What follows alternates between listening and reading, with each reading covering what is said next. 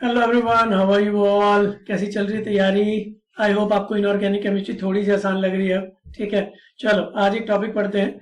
ये topic solubility वगैरह के लिए काफी इंपॉर्टेंट है। वैसे तो केमिकल बॉन्डिंग चैप्टर का टॉपिक है, बट एस ब्लॉक में भी पढ़ सकते हैं बिकॉज इसका एप्लीकेशन एस ब्लॉक में बहुत आएगा।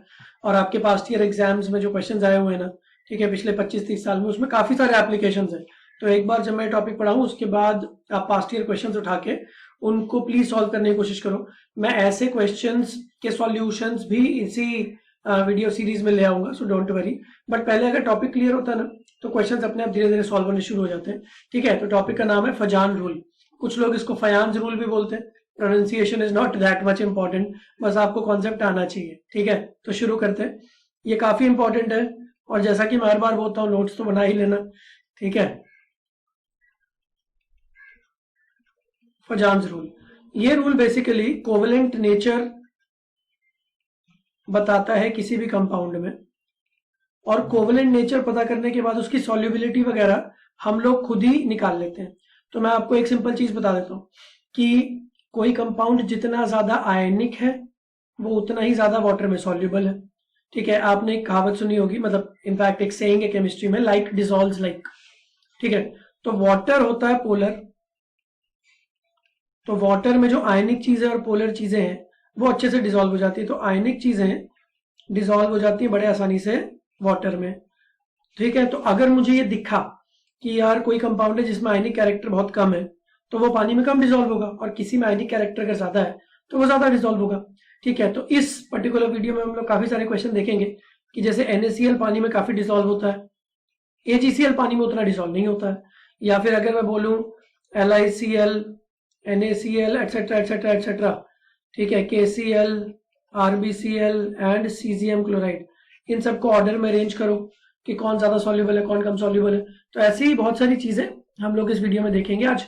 ठीक है, तो फजान रूल पहले समझ लेते हैं। फजान रूल सॉल्युबिलिटी के बारे में ज्यादा नहीं बोलता है, वो सिंपल ये बोलता है कि मैं आपको कंपाउंड को देख के ये बता सकता हूँ कि उसमें कोवेलेंट नेचर ज्यादा है या कम है, कंपैरिजन ऑफ कोवेलेंट नेचर। और फिर कोवेलेंट नेचर इज डायरेक्टली और indirectly related to solubility. More the covalent nature, lesser the solubility in water, ये आप याद रख लो। More the ionic nature, more the solubility in water. तो फजान रूल आपको बस इतना बता देगा कि कौन ज्यादा कोवेलेंट है कौन कम कोवेलेंट है। ठीक है, चलो तो मैं उसके लिए एक चीज शुरू करता हूं। तो फजान रूल में ना दो वेरिएबल्स आएंगे। देखो जी, एक कैटायन होता है, एक एनायन होता है। जनरली एनायंस का साइज बड़ा होता है, ठीक है, कैटायंस के साइज से, बिकॉज आपके पास एक्स्ट्रा इलेक्ट्रॉन्स आ जाएंगे तो इलेक्ट्रॉन्स की रिपल्शंस बढ़ेंगी तो साइज बढ़ जाएगा। ठीक है, तो आपको एटॉमिक स्ट्रक्चर के टाइम से ये तो पता ही है कि इलेक्ट्रॉन्स बेसिकली क्लाउड फॉर्म में होते हैं। तो मैं बोलूंगा इलेक्ट्रॉनिक क्लाउड। अगर किसी को नहीं पता है तो मैं एटॉमिक स्ट्रक्चर की प्लेलिस्ट पे डालूंगा, सो डोंट वरी। तो फिलहाल आप एक चीज देखो, 100% आयनिक बॉन्ड कौन सा होता है? थ्योरेटिकली बात कर रहा हूं, प्रैक्टिकली बात नहीं कर रहा हूं। प्रैक्टिकली हर आयनिक कंपाउंड में थोड़ा सा कोवेलेंट नेचर होता है, बट मैं थ्योरेटिकली बात कर रहा हूं जो आपने 9th 10th 11th में सीखा था कि अगर कोई एक एटम हो जो अपना एक इलेक्ट्रॉन कंप्लीटली दे दे, और कोई दूसरा एटम हो जो उस इलेक्ट्रॉन को कंप्लीटली ले ले। जैसे आपने NaCl का एग्जांपल सुना होगा, और आपने 9th 10th में यह भी सुना कि सोडियम अपना इलेक्ट्रॉन क्यों देता है, क्योंकि उसको इलेक्ट्रॉन देके स्टेबिलिटी मिलती है, सब कहानी। और क्लोरीन इलेक्ट्रॉन क्यों लेता है, क्योंकि आउटर मोस्ट शेल में 7 इलेक्ट्रॉन्स हैं, 7 से 8 हो गए, स्टेबल हो गया। तो ये सारी कहानियां जो आपने 9th 10th में सुनी थी, मैं उसी के बेस पर भी बात कर रहा हूं, और उसको धीरे धीरे हम लोग आगे बढ़ाएंगे।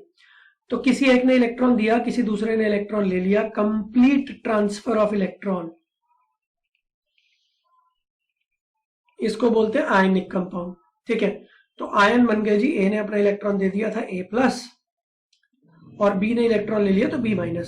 और B- थोड़ा ज्यादा बड़ा साइज में मैं दिखा रहा हूं, क्योंकि जनरली जो आयन्स होते हैं वो ज्यादा बड़े होते हैं, उनका इलेक्ट्रॉनिक क्लाउड ज्यादा वास्ट होता है। बट आप ध्यान से देखो एक सिंपल चीज, ए ने इलेक्ट्रॉन दे दिया, वो स्टेबल हो रहा था, जो भी कहानी आपने सुनी है, ठीक है, ओके। मैं कॉमन सेंस की बात करूंगा। कॉमन सेंस ये बोलती है कि जब आपको पॉजिटिव चार्ज दिख रहा है ए के ऊपर, और यहां पे खूब सारा इलेक्ट्रॉनिक क्लाउड है, तो यार ये पॉजिटिव चार्ज उस इलेक्ट्रॉनिक क्लाउड को क्यों अट्रैक्ट नहीं करेगा? करेगा ही। और अगर इलेक्ट्रॉनिक क्लाउड को आप अट्रैक्ट करोगे तो वो जो परफेक्ट स्फेरिकल शेप में दिख रहा है ना, वो डिस्टॉर्ट हो जाएगा। मैं आपको एक एग्जांपल देता हूँ वैक्यूम क्लीनर वाला।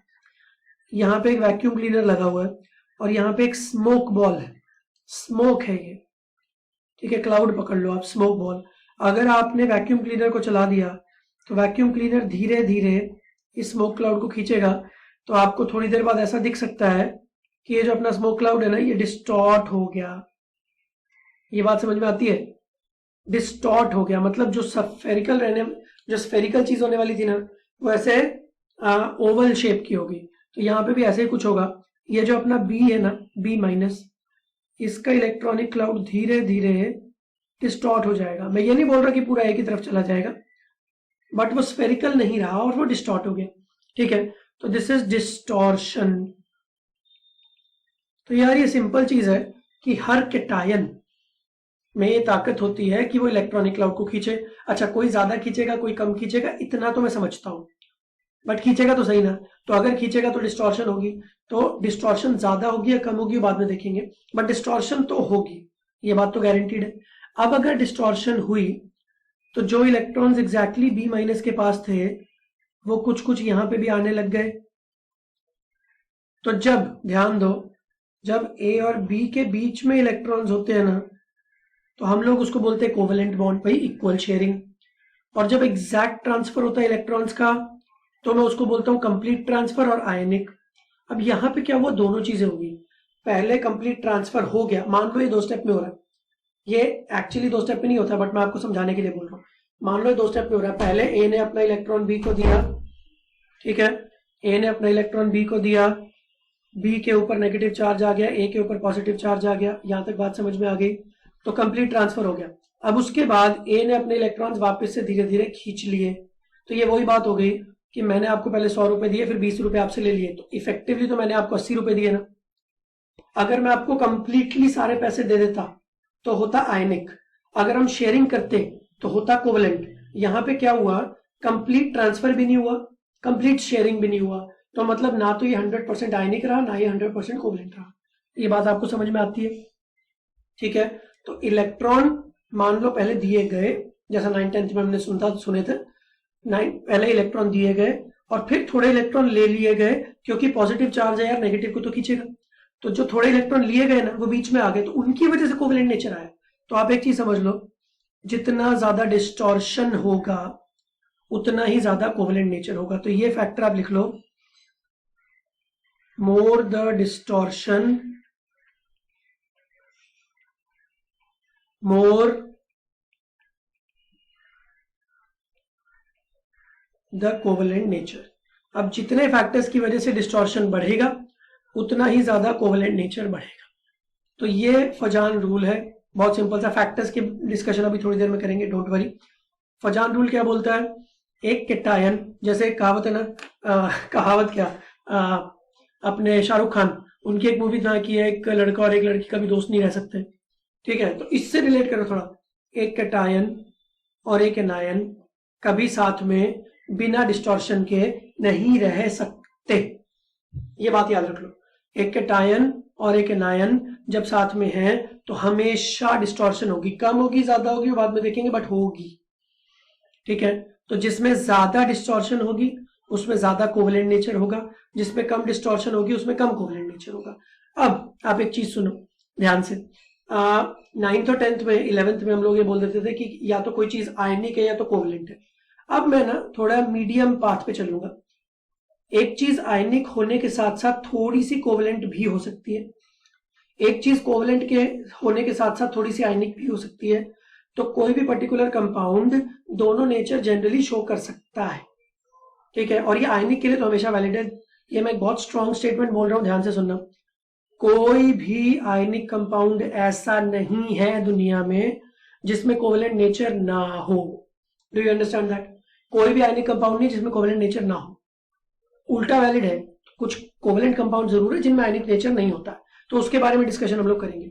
तो फंडा बहुत सिंपल है जी, अगर एक कैटायन और एक एनायन साथ में आए तो कैटायन अपने पॉजिटिव चार्ज की वजह से खींचेगा ही खींचेगा, थोड़ा खींचेगा ज्यादा खींचेगा वो देखेंगे, पर अगर जितना खींचेगा उतना डिस्टॉर्शन होगा, डिस्टॉर्शन होने की वजह से कोवेलेंट नेचर आएगा।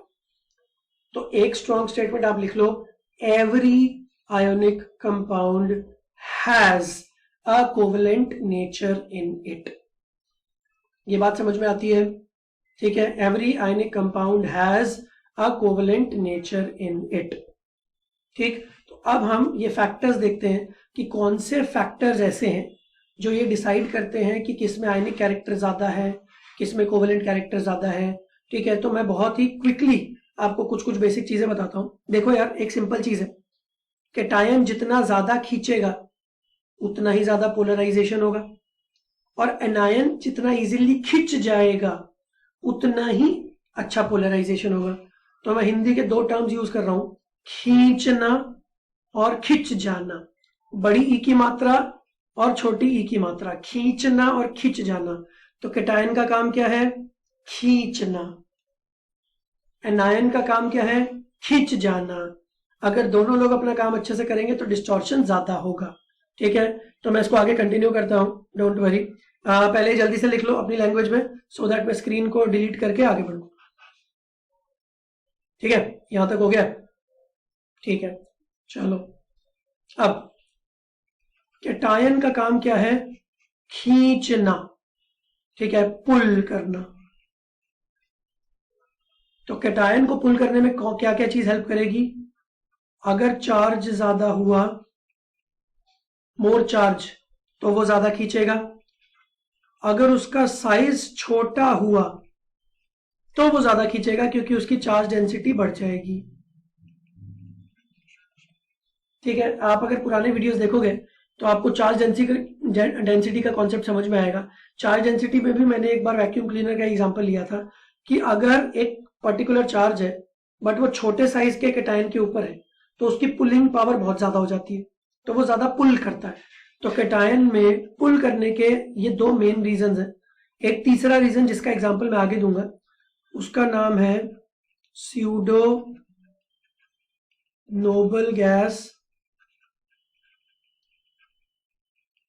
कॉन्फ़िगरेशन। ये क्या होता है ये मैं आगे डिस्कस करूंगा, डोंट वरी। तो कैटायन की पावर को बढ़ाने के ये तीन तरीके हैं, और इसका भी एक नाम है, इसको हम बोलते हैं पोलराइजिंग पावर। ठीक है, polarising power of cation. Cation में कितनी ताकत है खींचने की। और एनायन के लिए हम लोग एक टर्म डिफाइन करते हैं, पोलराइजेबिलिटी, खींच जाने की ताकत। ठीक है, कौन कितनी आसानी से उसके क्लाउड को खींच सकता है? तो नंबर 1, उसके साइज का उल्टा इफेक्ट है। अगर उसका साइज बड़ा होगा, अगर उसके क्लाउड का साइज बड़ा होगा तो कोई भी उसको आसानी से खींच सकता है, क्योंकि न्यूक्लियस से उसके अपने इलेक्ट्रॉन्स काफी दूर है। तो जब उसके इलेक्ट्रॉन्स दूर हैं तो उन दूर वाले इलेक्ट्रॉन्स को कोई भी और खींच सकता है ना। तो एनायन की पोलराइजेबिलिटी, खिंच जाने की टेंडेंसी बढ़ जाती है जब उसका साइज बड़ा होता है। तो नंबर 2, चार्ज। अगर उसका चार्ज बड़ा है ना तो उसकी पोलराइजेबिलिटी बहुत ज्यादा है। मतलब देखो जी, एक एनायन है जिसपे -2 चार्ज है और एक एनायन है जिसपे -1 चार्ज है। तो भाई जिसपे -2 चार्ज है उस पर ज्यादा इलेक्ट्रॉन्स है ना, तो अगर उसके पास ज्यादा इलेक्ट्रॉन्स है तो वो ज्यादा बड़ा होगा, और अगर वो ज्यादा बड़ा होगा तो ऑब्वियसली कोई भी उसको खींच सकता है। ठीक है, तो आप अभी के लिए समझ लो दो फैक्टर्स हैं, एक है कैटायन वाले, एक है एनायन वाले। कैटायन कितना जोर से खींचता है उतना ज्यादा कोवेलेंट नेचर बढ़ेगा, एनायन कितना इजीली खिंच जाता है उतना इजीली कोवेलेंट नेचर बढ़ेगा। ठीक है, कैटायन के कौन से फैक्टर्स हैं? High charge, small size, and number 3 pseudo noble gas configuration. ये मैं थोड़ी देर में एक्सप्लेन करूंगा। एनायन के दो ही फैक्टर्स हैं, साइज अगर बड़ा हुआ तो इजीली खिंच जाएगा, ठीक है, चार्ज अगर ज्यादा हुआ तो कोई भी कैटायन इसको ज्यादा खींचेगा। ठीक है, ये फैक्टर्स अभी के लिए आप लिख लो। अभी मैं फजान रूल के ऊपर और बहुत सारी एक्सप्लेनेशन करूंगा, तो एक ही वीडियो बहुत लंबा हो जाता है ना, थोड़ा बोरिंग हो जाता है कभी कभी। बच्चों मैंने काफी सारे कमेंट्स बच्चों के पढ़े, तो बच्चे वही बोलते हैं सर कि bit sized videos are more effective, छोटे वीडियोस। तो एक ही वीडियो 1-1 घंटे का, 2-2 घंटे का उतना इफेक्टिव नहीं होता है। तो अब मैं फजान रूल को कंटिन्यू करूंगा नेक्स्ट वीडियो में, और नेक्स्ट वीडियो को देखने से पहले यहां तक जरूर पढ़ लेना। फजान रूल क्या बोलता है? हर आयनिक कंपाउंड में कोवेलेंट नेचर है, वो नेचर कितना है ये इस बात पे डिपेंडेंट होता है कि डिस्टॉर्शन कितनी है, ठीक है। डिस्टॉर्शन से डिसाइड होगा कि कोवेलेंट नेचर कितना आएगा। मोर the distortion more the covalent nature. And distortion को कौन सी चीजें ड्राइव करती है?